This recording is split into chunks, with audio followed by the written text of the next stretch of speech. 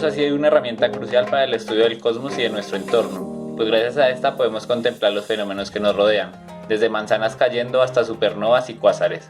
Sin embargo, los descubrimientos recientes han permitido que la luz no sea solo un mensajero del universo, sino también una herramienta para controlarlo. Desde el siglo XVII, con las ideas y observaciones de Johannes Kepler acerca de los cometas, surge la idea de que la luz solar es capaz de ejercer presión sobre los cuerpos materiales.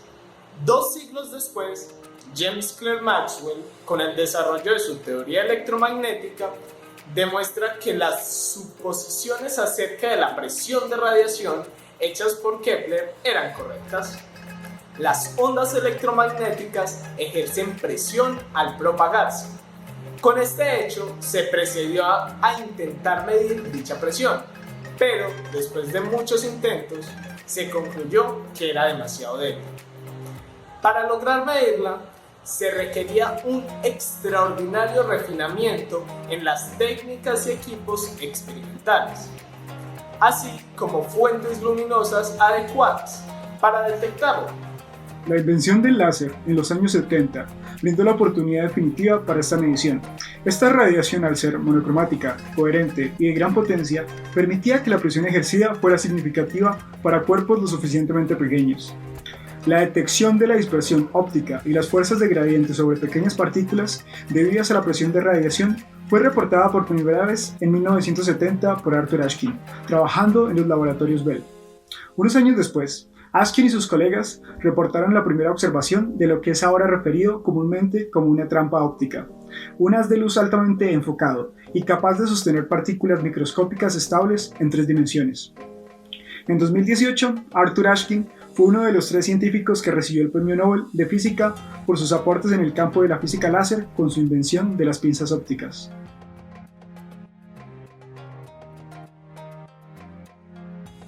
Adentrémonos un poco en la comprensión de este fenómeno. Cuando un haz de luz incide sobre la superficie de un objeto transparente, una parte de la luz es reflejada y otra parte es transmitida, es decir, se refracta. El cambio en la rapidez o dirección de propagación de la radiación electromagnética debido a la reflexión y refracción implica un cambio en el momento lineal de los fotones. Tomando en cuenta que éste se conserva, se deben generar fuerzas que actúen sobre la partícula, las cuales ocasionan la presión de radiación. Sin embargo, en el fenómeno de captura óptica observado por Ashkin existe otro factor.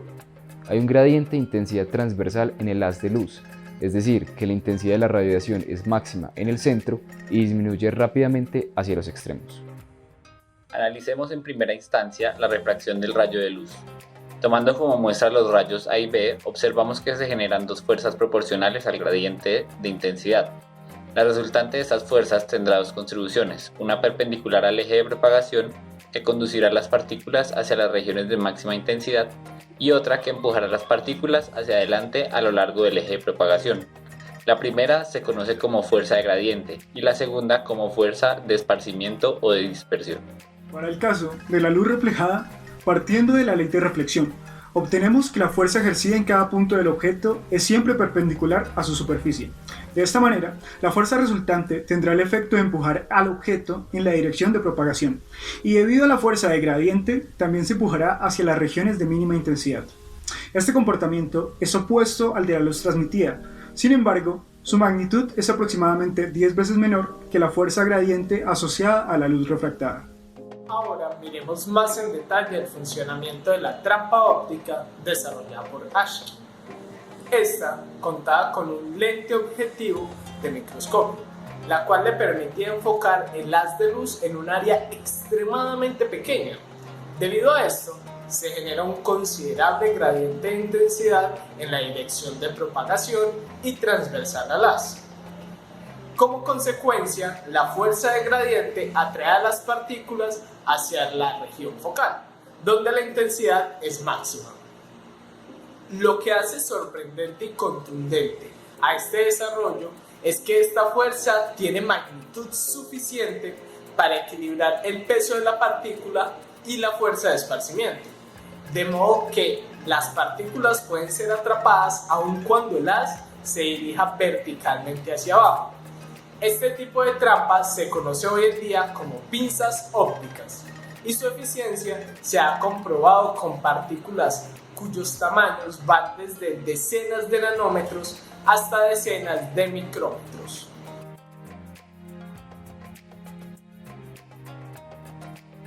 Para entender el comportamiento teórico de las fuerzas implicadas en el atrapamiento óptico, existen dos caminos.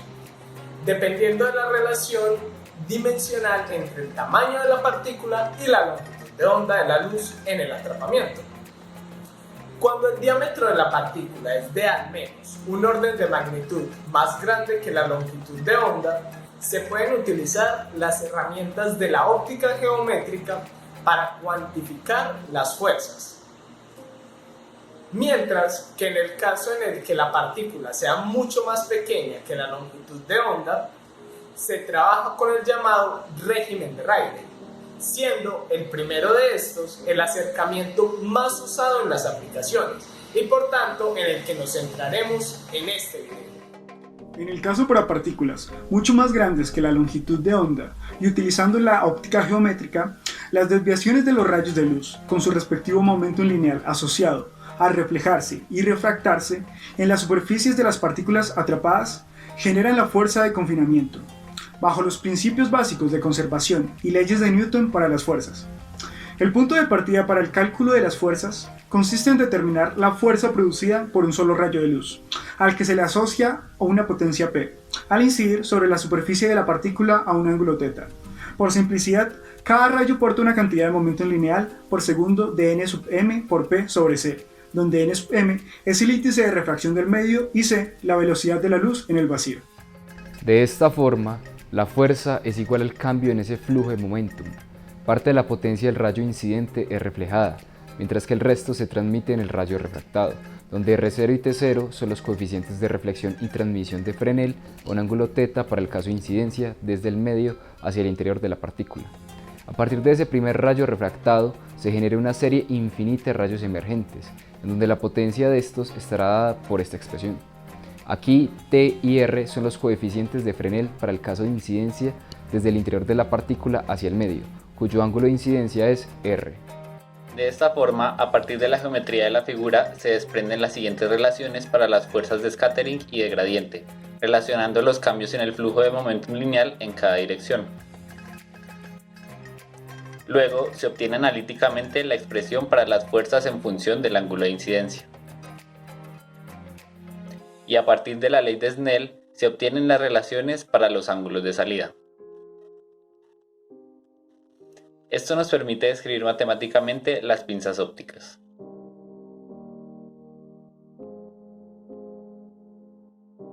Muy probablemente el ámbito donde el descubrimiento de Askin ha tenido más impacto es en la manipulación de moléculas individuales y más concretamente en el campo de la espectroscopía de fuerzas. Esta consiste en el estudio de moléculas, proteínas y enlaces bajo fuerzas controladas. La manipulación de moléculas individuales permite estudiar sus propiedades físico-químicas, así como la función biológica. Esto es posible gracias al reciente desarrollo, no solo de las pinzas ópticas, sino también de otros instrumentos como pinzas magnéticas, pinzas acústicas o el microscopio de fuerza atómica, dotados de la suficiente sensibilidad y precisión para manipular moléculas, medir fuerzas y distancias en la nanoescala. Claro ejemplo de esto fue el desarrollo del científico peruano Carlos Bustamante en 1996, que al implementar la configuración de pinzas ópticas propuestas por Askin, logró atrapar un virus de mosaico del tabaco individual y diversos tipos de bacterias para su estudio. Un ejemplo de gran interés en el terreno de las aplicaciones biológicas es el estiramiento de una sola molécula de ácido desoxirribonucleico, ya que normalmente se mantiene en una configuración enrollada. Esto ha sido fundamental para entender sus propiedades mecánicas y por tanto sus funciones en la operación de la maquinaria celular. Una manera de lograr esto es adherir uno de los extremos de la molécula a una esfera de látex, que es atrapada con pinzas ópticas. Posteriormente, se utiliza la fuerza hidrodinámica de un líquido que fluye para estirar la molécula de ADN hasta una longitud de 64.5 micrómetros. Cuando el flujo se detiene, la molécula se relaja volviendo a su forma original. Otra de las aplicaciones es la creación de patrones a través del posicionamiento de nanopartículas con pinzas ópticas. Con esto hemos logrado crear estructuras micrométricas con patrones tales como el de una llave, un reloj o inclusive jugar al tenis. En 2012, dos estudiantes de maestría de la Universidad Nacional de Colombia, sede Medellín, reportó por primera vez en Colombia un sistema de pinzas ópticas holográficas con el que constituyeron el logo más pequeño de la Universidad Nacional, alineando microesferas de látex de una micra. El sistema sigue siendo el único de su tipo, completamente funcional y calibrado, que se creó en Colombia. Como hemos notado, la luz es una herramienta para el estudio y la manipulación del entorno. No solo es quien nos trae la información, sino también quien nos permite extraerla y llevarnos un paso más allá a la comprensión de nuestro universo. Por su atención y tiempo, muchas gracias.